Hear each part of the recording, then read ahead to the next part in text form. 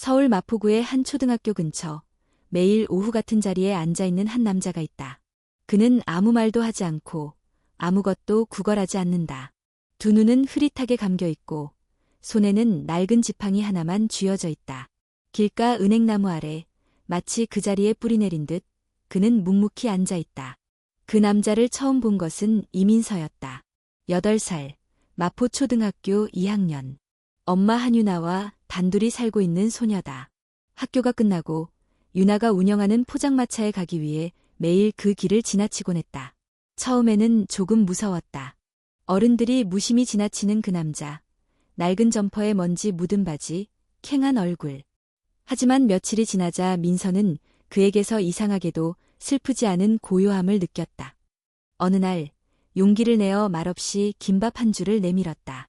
남자는 고개를 천천히 끄덕였고 입가에 미세한 미소가 스쳤다. 엄마, 오늘도 그 아저씨 거기 있었어. 아무 말도 안 해. 근데 슬퍼 보이지 않아. 집으로 돌아온 민서가 말했다. 유나는 고개를 끄덕였다. 그런 사람도 있지. 말 대신 기다리는 사람들. 유나는 36살, 마포의 오래된 골목에서 매일 아침 떡볶이, 김밥, 오뎅을 팔며 하루를 시작한다. 몇 년 전, 그녀의 남편 이서진은 한강 근처 대형 건설 현장에서 일하다가 사고로 실종되었다. 크레인이 무너지며 여러 명이 사망했고 서진은 시신조차 찾지 못했다. 그날 이후 유나는 모든 희망을 접고 민서와 단둘이 살아왔다. 하지만 어떤 희망은 접는다고 사라지지 않는다. 어느 저녁 민서는 평소처럼 김밥을 하나 싸서 그 남자에게 주었다. 그리고 그날 남자는 갑자기 입을 열었다. 정확히 말하면 입을 열지 않은 채로 노래를 흥얼거리기 시작했다. 말 없는 자장가, 가사 없이 반복되는 멜로디. 민서는 멈춰섰다. 그 멜로디는 익숙했다. 아주 어릴 적 꿈속에서 들었던 것 같은 소리였다. 그날 밤 민서는 엄마에게 그 멜로디를 흉내내 보였다. 엄마, 그 아저씨가 이런 노래를 불렀어. 그리고 입으로 흥얼거렸다. 유나의 손에서 숟가락이 떨어졌다. 그 멜로디는 그녀가 결코 잊을 수 없는 이서진만이 알던 자장가였다. 서진은 직접 만든 멜로디를 딸을 재우기 위해 부르곤 했다. 멜로디는 단순했지만 깊은 울림이 있었다. 그는 말했다. 민서는 이 노래를 들으면 언제나 아빠가 옆에 있는 줄 알게 될 거야. 유나는 밤새 잠을 이루지 못했다. 아침이 되자마자 그녀는 민서에게 말했다. 그 아저씨 있는 대로 엄마 좀 데려다 줄래? 학교가 끝난 후 두 사람은 은행나무 아래로 향했다. 남자는 여전히 그 자리에 앉아 있었다. 유나는 가까이 다가가 그의 손을 보았다. 오른쪽 손목에는 익숙한 흉터 하나가 있었다. 그것은 서진이 군대 시절 다쳤던 자리였다. 그녀는 숨을 들이켰다. 서진 씨 맞죠? 나야, 유나야. 남자는 순간 움찔하며 손을 뺐다. 고개를 세차게 흔들며 중얼거렸다. 모릅니다. 저는 그런 사람 아닙니다. 저는 기억이 없습니다. 유나는 그를 바라보며 눈물을 삼켰다. 그 순간 민서가 말했다. 아저씨, 나 민서야. 맨날 김밥 주던 애 기억 안 나? 남자는 고개를 떨궜다. 그리고 아주 미세하게 눈물이 한 줄기 흘렀다. 그날 이후 유나는 매일 그 남자를 찾아갔다. 그가 서진이라는 확신은 있었지만 아무도 믿어주지 않았다. 남자의 주민등록도 없고 병원 기록도 없고 그는 말 그대로 아무도 아닌 사람이었다. 하지만 그녀는 알고 있었다. 사람의 눈은 기억을 잃어도 심장은 기억을 놓지 않는다는 것을. 그날 이후 유나는 매일 저녁 김밥을 싸들고 은행나무 아래로 향했다. 민서는 옆에서 조용히 걷다가 때때로 손을 꼭 쥐었다. 세 사람의 침묵은 처음에는 어색했지만 점점 익숙해졌다. 남자는 여전히 자신을 이서진이라고 인정하지 않았고 유나도 더 이상 억지로 묻지 않았다. 그녀는 말 대신 행동으로 다가갔다. 손수 만든 도시락을 건네고 날씨가 추우면 따뜻한 스웨터를 입혀주고 비가 오면 우산 대신 담요를 씌워주었다. 남자는 처음엔 그 모든 것을 거부했지만 어느 순간부터는 받아들이기 시작했다. 어느 저녁 민서는 작은 노트북을 들고 왔다. 아저씨, 우리 같이 그림 그릴래요? 그림을 못 보는 그에게 민서는 촉감으로 느낄 수 있는 입체 스티커를 가져왔다.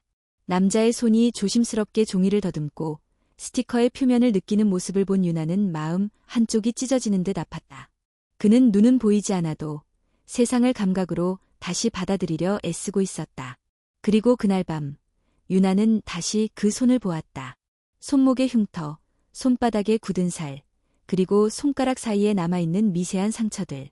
모두 서진의 것이었다. 그녀는 확신했다. 이 남자는 그 누구도 아닌 바로 그녀의 남편, 민서의 아버지였다. 하지만 그에게 기억은 없었다. 기억이 없다면 존재는 어떻게 증명할 수 있을까? 며칠 후 유나는 결심했다. 그를 집으로 데려가기로. 비좁은 반지하 원룸이었지만 그에게는 거리보다 따뜻한 곳이 될 수 있으리라 믿었다. 처음에 남자는 완강히 거절했다. 제가 왜 여기 있어야 하죠? 당신들 가족 아니잖아요. 유나는 조용히 대답했다. 그냥 당신이 어디선가 나를 알고 있는 기분이 들어서요. 이유가 없어도 그런 느낌 있잖아요. 남자는 아무 말 없이 서 있었다. 그리고 한참 후 고개를 끄덕였다. 그날 밤부터 그들은 같은 지붕 아래에서 살아가기 시작했다. 유나는 그를 아저씨라고 불렀고 민서도 마찬가지였다. 단 한 번도 아빠라 부르지 않았다. 그가 기억하지 못하는 존재를 억지로 입에 담고 싶지 않았기 때문이다. 공동생활은 쉽지 않았다. 남자는 밤마다 꿈속에서 비명을 질렀다. 무너지는 철골, 사람들의 비명, 붉은 먼지 속에서 외치는 소리. 유나는 몇 번이고 그를 깨워 품에 안았다.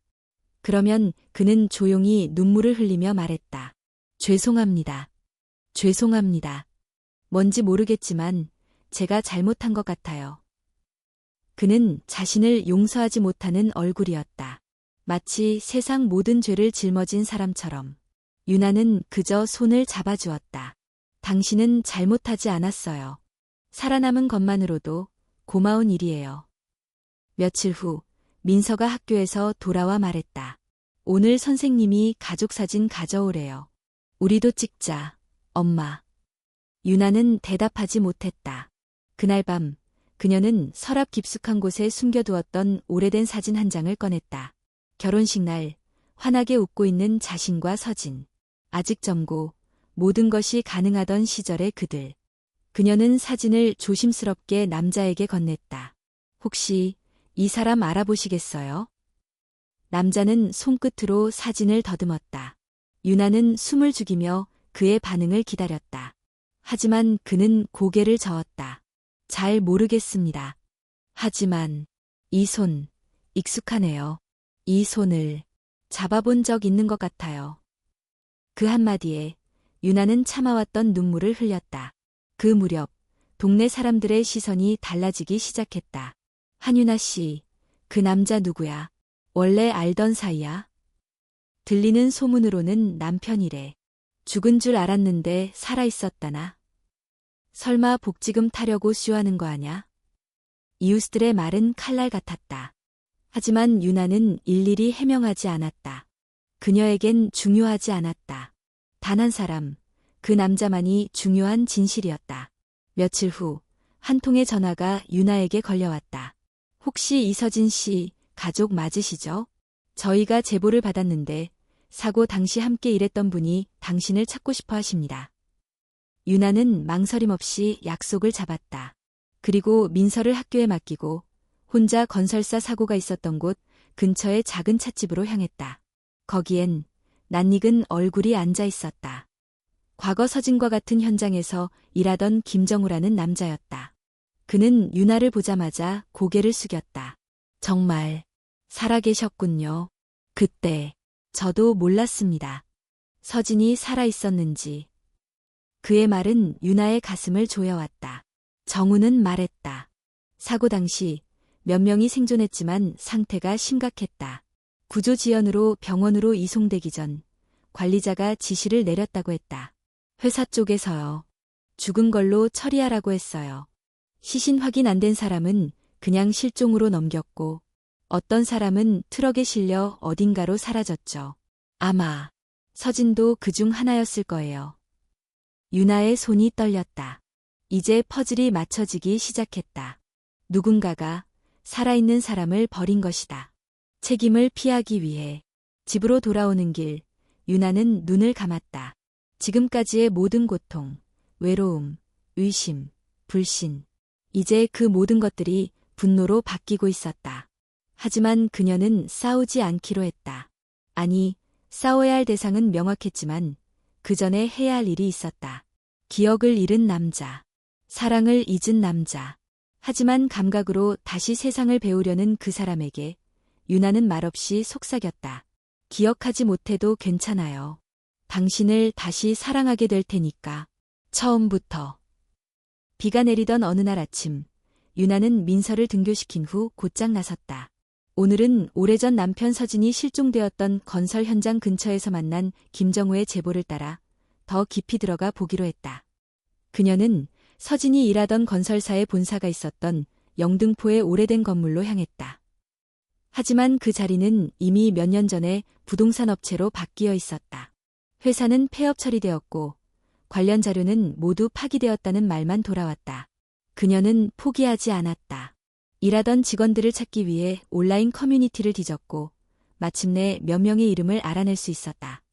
그중 한 명이었던 박성진은 현재 인천의 한 소형 인테리어 회사에서 일하고 있었다. 며칠 후 유나는 그를 직접 찾아갔다. 이서진 씨에 대해 알고 계시죠? 박성진은 놀란 눈으로 유나를 바라보다가 한참 후 고개를 끄덕였다. 그 사고, 아직도 잊을 수 없습니다. 저는 아직도 죄책감에 시달려요. 그의 목소리는 떨리고 있었다. 박성진의 말에 따르면 사고 당시 이서진은 철제 구조물 붕괴로 인해 가장 안쪽에 깔려 있었다. 구조대가 도착하기 전에 몇 명의 동료들이 스스로 구조 작업을 벌였고 서진을 꺼내긴 했지만 그는 의식이 거의 없는 상태였다. 그때 현장 소장 오태식이 나타나서 말했어요. 이 사람은 끝났어. 괜히 들쑤시지 말고 조용히 처리하자. 우리는 반대했지만 그는 힘으로 눌렀습니다. 나중에 서진을 트럭에 실어 어딘가로 옮겨버렸어요. 그리고 그 후 모두 침묵했죠. 유나는 숨이 막히는 듯했다. 그게 가능한 일이었나요? 그 회사는 사고가 잦았어요. 이미 언론에 노출되는 걸 두려워했죠. 그래서 실종 처리하고 가족들에게도 뚜렷한 설명 없이 넘어갔어요. 모든 조각들이 하나씩 맞춰지고 있었다. 집으로 돌아온 유나는 밤늦게까지 서랍을 뒤졌다. 사고 당시 발행된 신문기사, 보험사와의 연락기록, 경찰서 제출 문서. 그녀는 그 모든 기록들을 정리해 봉투에 담았다. 민서야, 우리 아빠, 억울하게 사라졌던 거야. 민서는 조용히 엄마의 손을 잡았다. 우리 이제 아빠 지켜줘야 해. 그날 밤 유나는 한 언론사에 익명 제보 메일을 보냈다. 5년 전 영등포 건설 현장 붕괴 사고, 생존자를 실종으로 조작한 사건이라는 제목으로 정리한 모든 자료와 증언을 첨부했다. 며칠 후 기자에게서 전화가 걸려왔다. 이서진 씨 가족이신가요? 저희가 이 사건에 대해 보도할 준비를 하고 있습니다. 혹시 인터뷰 가능하신가요? 유나는 한참을 망설이다가 조용히 대답했다. 네, 하지만 남편은 아직 기억을 잃고 있어요. 모든 걸 기억하진 못해요. 기자는 말했다. 기억보다 더 중요한 건 진실입니다. 보도는 인터넷 포털 사이트 메인에 떴다. 건설사, 생존자를 사망자로 조작. 5년 전 영등포 붕괴 사고에 숨겨진 진실. 기사에는 서진의 실명은 공개되지 않았지만 사고 현장의 정황, 실종 처리의 부당성, 당시 관리자의 비리 의혹 등이 상세히 담겨 있었다. 기사는 빠르게 확산되었고 곧이어 경찰이 재수사에 착수했다. 시민들의 관심도 집중되었다. 댓글에는 분노와 연민이 뒤섞인 반응들이 쏟아졌다. 그리고 며칠 후 유나는 또 한 명의 낯선 사람에게서 전화를 받았다. 혹시 이서진 씨를 돌보고 계신 분이시죠? 목소리의 주인은 박수진이라는 여성이었다. 그녀는 자신이 강원도의 한 마을에서 서진을 처음 발견했다고 말했다. 그는 당시에 이름도 말하지 못했고 시골 버스터미널 근처에서 쓰러져 있었단다. 그녀는 가족이 없는 줄 알고 몇 년 동안 돌봤다고 했다. 그분 아직 저를 기억 못하실 거예요. 하지만 저한테 가족 같았어요. 그래서 전 지금 복잡한 심정이에요. 유나는 조용히 말했다. 그 사람은 제 남편이에요. 그리고 민서의 아빠예요. 잠시 침묵이 흐른 뒤 박수진이 말했다. 그럼 한번 만나서 얘기 나누는 게 좋겠어요. 며칠 후 유나와 박수진은 서울의 한 조용한 찻집에서 마주 앉았다. 처음 보는 두 여자의 사이엔 이상한 긴장감이 흘렀다. 서로의 시선엔 경계와 연민, 그리고 묘한 동질감이 섞여 있었다. 박수진이 먼저 입을 열었다. 저는 그 사람과 연인 사이가 아니었어요. 다만 너무 불쌍해서 함께 살았고 어느 순간 정이 들었죠. 유나는 고개를 끄덕였다. 그분이 어떤 마음으로 지내셨는지 알 것 같아요. 저도 매일 그랬거든요. 잊지 않도록 살아야 했어요. 박수진은 웃음도 눈물도 아닌 이상한 표정으로 말했다. 이서진 씨가 어떤 삶을 살아왔는지 알고 나니까 저도 놓아줄 준비가 됐어요.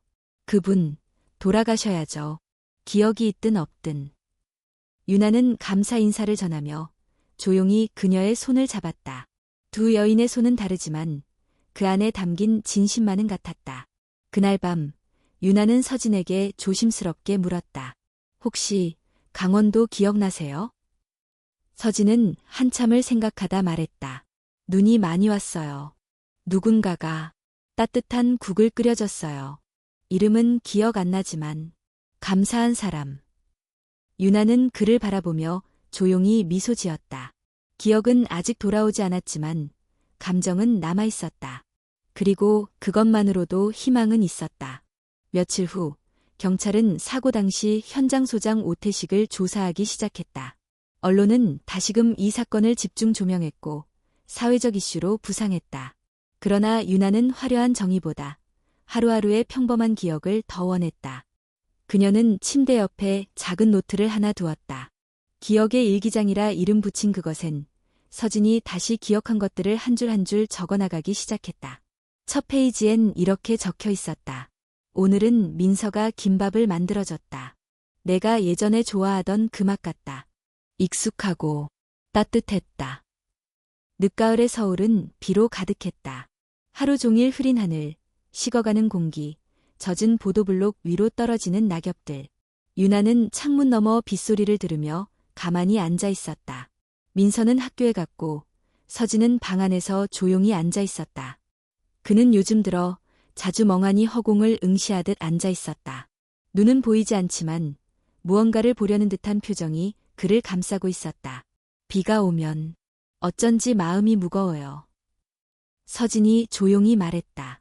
유나는 돌아보며 물었다. 비 오는 날 무슨 일이 있었던 것 같아요? 그는 고개를 천천히 끄덕였다. 아마도 마지막 기억이 비었던 것 같아요. 무너지는 소리, 비명, 그리고 비. 그 말에 유나의 숨이 멎을 뻔했다. 그는 지금 사고 순간의 조각을 떠올리고 있었다. 그날 밤 민서는 집에 돌아오자마자 방으로 달려가 아빠의 품에 안겼다. 오늘 학교에서 가족 사진 그리기 했어. 나는 아빠 얼굴을 잘 기억은 안 나지만 마음으로 그렸어. 서진은 아이의 손을 더듬으며 미소를 지었다. 그림에 나는 어떻게 나왔니? 항상 김밥을 맛있게 먹는 얼굴이야. 민서의 대답에 유나는 조용히 웃음을 터뜨렸다. 하지만 그 평화는 오래가지 않았다. 며칠 후 오태식이 언론에 얼굴을 드러냈다. 그는 카메라 앞에서 침착하게 말했다. 모든 건 당시의 혼란 속에서 벌어진 일입니다. 고의적인 은폐나 조작은 없었습니다. 유나는 TV를 보며 이를 악물었다. 그 얼굴, 그 목소리, 바로 그가 서진을 버리고 떠났던 사람이다. 그날 밤 유나는 서진에게 말했다. 그 사람, 오태식이야. 당신을 트럭에 태우고 사라지게 만든 사람. 서진은 조용히 눈을 감았다. 그 이름, 익숙해요. 그 사람, 나한테 조용히 해라고 말했어요.